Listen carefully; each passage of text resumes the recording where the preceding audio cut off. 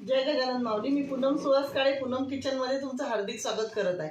आज आपण रेसिपी बनवणार आहे उडीद आणि मूग डाळीचे पापड बनवत आहे. आपण उडीद आणि डाळ, उडदाची डाळ आणि मुगाची डाळ मिक्स करून पापड आहे. चला तर मग रेसिपीला सुरुवात करू.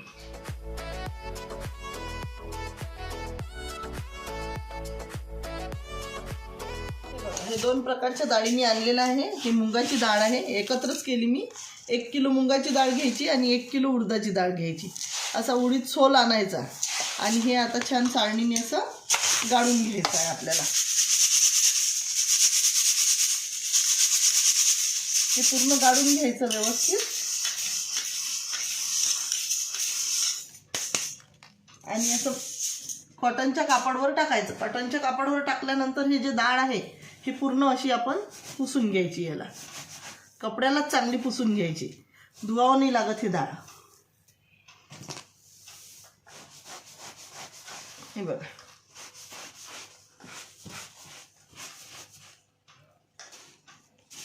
हे आता पूर्ण स्वच्छ आपली डाळ झालेली आहे. आणखी एक वेळा आपण पुसून घेऊ त्याच्यात जर आपल्याला वाटलं काही तर.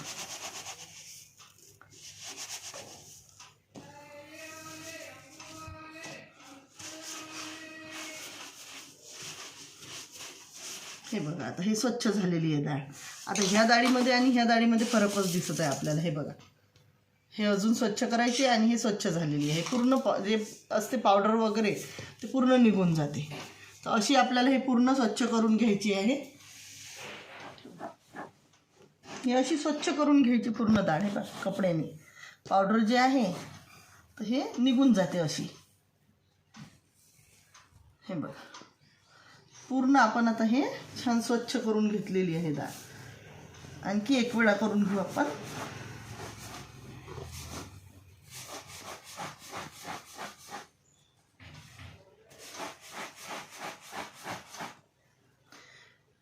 पूर्ण व्यवस्थित आपली आता हे स्वच्छ झालेली आहे. तर आता आपल्याला पूर्ण हे व्यवस्थित गिरणीतून दळून आणायची आहे. आणि हे बघा, ती अशी घाण निघून जाते. ही बारीक वगैरे सगळं पावडर वगैरे सगळं निघून जाते डाळीतून. गिरणीतून दळून घ्यायचं आहे आपल्याला. तर आपल्याकडे आता हे छोटी गिरणी घरीच आहे माझ्याकडे. तुम्ही घरीच माझ्या चक्कीत, घरच्या चक्कीतच दळत आहे. आता गिरणीतून आपण आता हे पीठ तयार करून आणलेलं आहे. हे दळून आणलेलं पीठ आहे. तर आपल्याला पापडाला लावायसाठी आपण हे जवळपास 1 पाव, समजा अर्धा पाव तरी पीठ काढून घ्यायचं आहे आपण. कमी नाही पडलं पाहिजे. आणि हे जे आहे ते हिंग आणलेलं आहे आपण.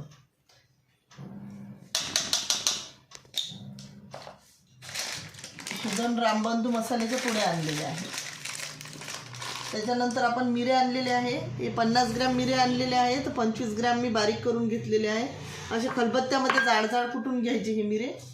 कारण ह्याच्यामध्ये असतात मिरे पण कमी आहे. तर मला एकदम तेज पापड पाहिजे. तेज पापडासाठी आपण आणखी वरतून मिरे आणि हिंग ॲड करू शकतो. ते ऑप्शनल आहे. तुम्हाला जर करायचं तर करा, नाही करायचं तर नाही केलं तरी चालते. फक्त 2 पुड्या टाकल्या रामबंधू मसाल्याच्या तरी पण हे पापड छान लागतात. पण मला मिरे पण जास्त आवडतात, हिंग पण जास्त आवडते. हे बघा, जवळपास 25 ग्रॅम मिरे मी याच्यामध्ये टाकलेले आहेत. हे जाड घ्यायचं, बारीक टाकायचं नाही कारण काळे पापड दिसतात मग. हे बघा, हिंग जवळपास आपण आता अंदाजे आपल्या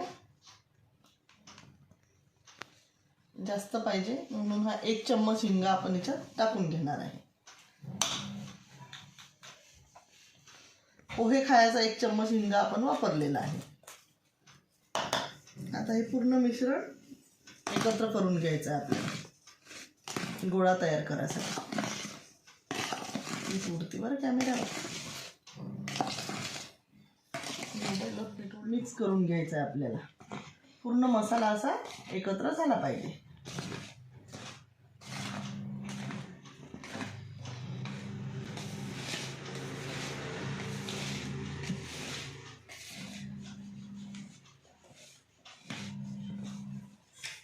थोडं पाणी टाकून हे भिजवायचं आहे आपल्याला. एकदम पाणी टाकायचं नाही याच्यामध्ये कारण पाणी जास्त होते याच्यामध्ये एकदम टाकलं.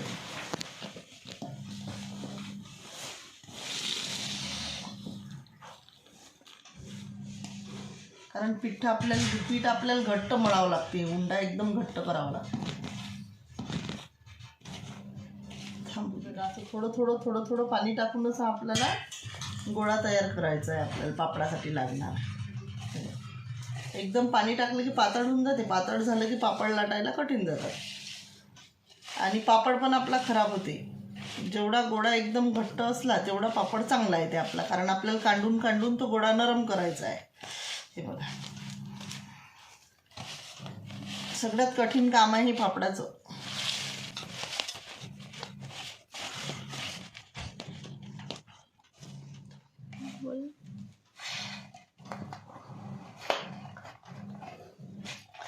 हे बघा, खूप चिकट पीठ राहते ना हे, तर एकदम हाताला चिपकून जाते. आपल्या गोळा भिजवताना खूप त्रास होतो.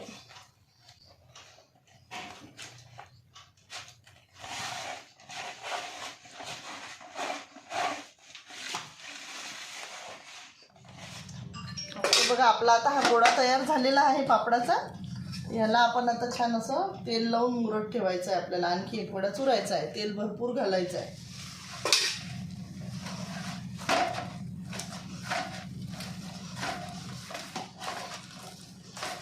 तेल लावून असं छान चुरून घ्यायचं आहे आपल्याला गोळा.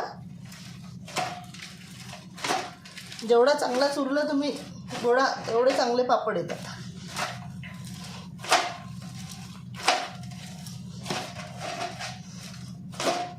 पूर्ण तेल ऑब्झर्व केलं पाहिजे ना, तेव्हा कुठं ते तिथपर्यंत चुरायचं पूर्ण.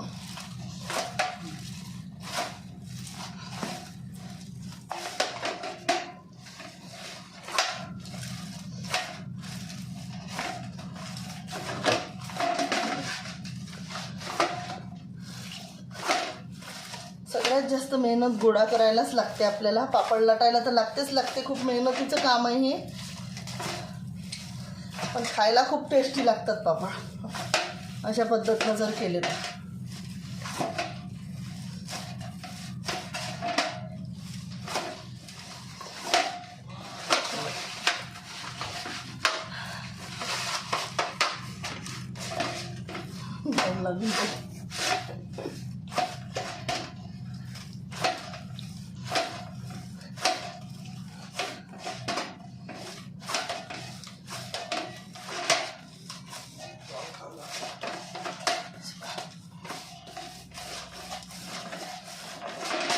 छान आपला गोळा तयार झालेला आहे. आता आपल्याला 4 ते 5 तासासाठी छान असा एका पन्नीमध्ये, प्लास्टिकची पन्नी घ्यायची आणि या पन्नीमध्ये असा हा गोळा ठेवून द्यायचा.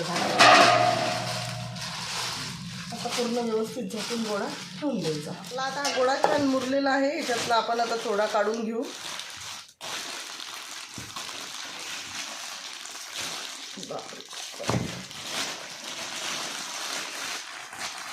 किती कडक झालेला आहे हा.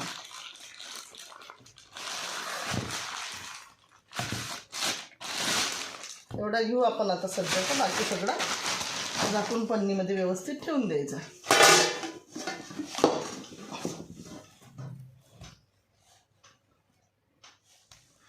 असं कांडायला काहीतरी घ्यायचं तुमच्याकडे जे असेल ते, आणि त्याने छान कांडून काढायचा हा गोळा.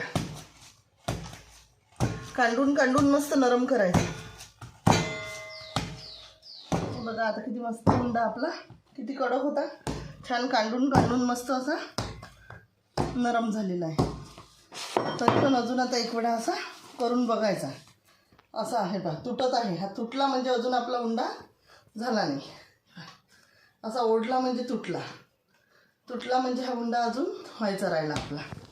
आणखी तेल लावून घ्यायचं, असं तेलात बुडवायचं आणि अजून कांडून घ्यायचं.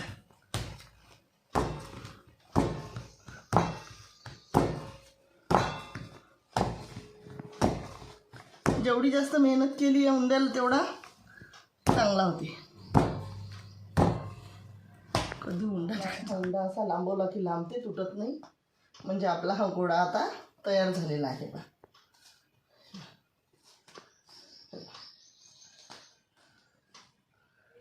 म्हणजे हा आता आपला मस्त पापडासाठी गोळे तयार करायला गोळा तयार झालेला आहे. पूर्ण असा मी ह्याच्यात मिक्स करून घेते. दोन्ही पण काढलेलं आहे मी ते. आणि आपल्याला लागते तेवढंच आता घ्यायचा, बाकीचा पन्नीमध्ये व्यवस्थित ठेवून द्यायचा.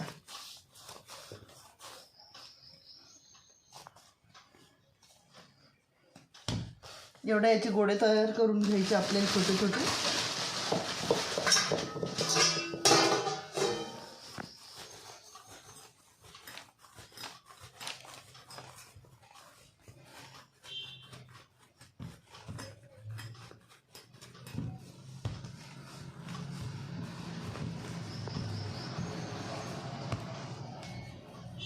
असं करायचं आणि हे असं केलं म्हणजे सारखा गोळा आपला तयार होते.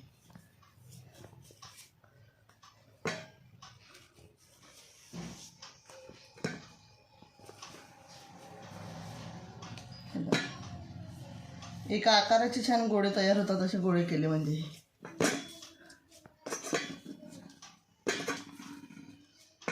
आणि हे असे झाकून याच्यामध्ये ठेवलं तर मग आपले आता हे गोळे तयार झालेले आहे.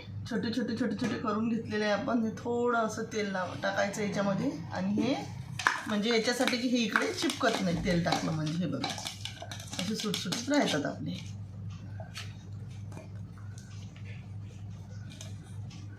आता याच्यातून एक गोळा घ्यायचा. एक गोळा घ्यायचा, हा तेलामध्ये बुडवून घ्यायचा आणि असं पोळपाट लाटण्यावर लाटून घ्यायचा. हे बघा आपले मिरे वगैरे आपण वरतून टाकले ना तर खूप छान दिसत आहे. असं थोडं हा पापडाचंच पीठ आहे त्याचा साठा लावून घ्यायचा.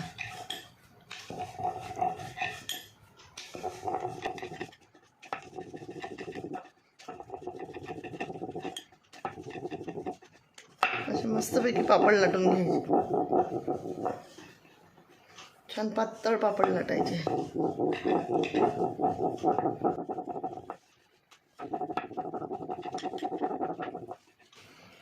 बघा किती छान पापड आपला तयार झालेला आहे मस्त. हे बघा असं इकडे वाळत टाकून द्यायचं. आणि सावलीमध्ये सुकतात आपले हे पापड छान. फॅन चालू करायचा आणि छान कॉटनच्या कपड्यावर टाकायचे. सावलीमध्ये पापड छान सुकतात आपले. उन्हात टाकलेले आहे तर हे असे उलटून पलटून घ्यायचे पूर्ण. एक वेळा सकाळचं कोवडं ऊन द्यायचं याला, दुपारचं ऊन नाही द्यायचं. 9:30-10 वाजलेले आहे आता. तर हे पूर्ण असं पापडाला ऊन देऊन असं उलटून घ्यायचे. 5 मिनिटं ठेवायचे. लगेच वाकडे व्हायला लागतात हे.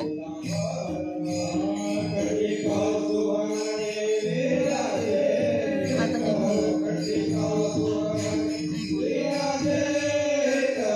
पापड पूर्ण सुकलेले आहे. हे असे वाकडे झालेले आहे. हे लगेच उचलून घ्यायचे.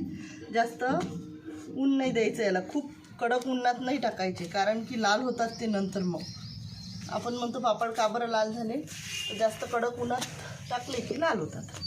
तर हे आता मी पूर्ण जमा करून घेणार आहे. भाजल्यानंतर तळल्यानंतर दाखवते तुम्हाला. बघा आता आपले पापड तयार झालेले आहे. ऊन वगैरे देऊन छान तयार झालेले आहे आपले आता हे पापड. तर आपण आता हे तळून बघू. तेल गरम करायला ठेवलेलं आहे आपण. तेल पण छान गरम झालेलं आहे. हे बघा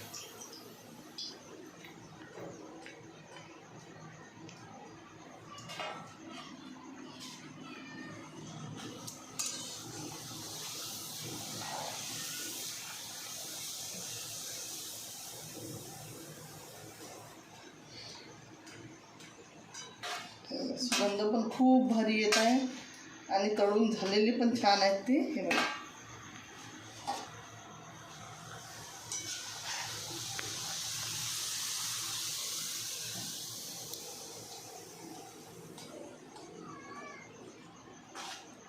किती छान पापड झालेला आहे आपला.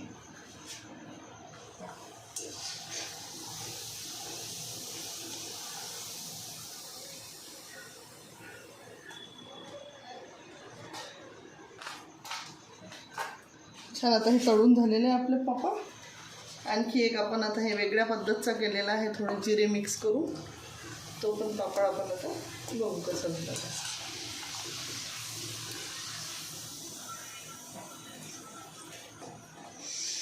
ते छान सुगंध येत आहे ना.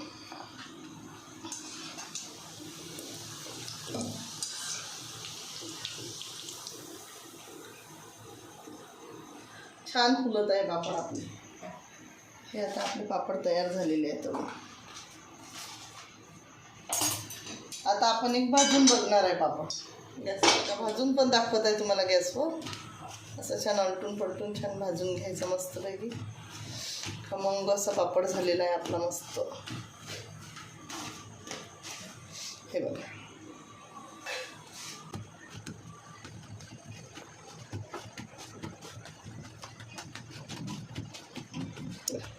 किती छान पापड झालेला आहे.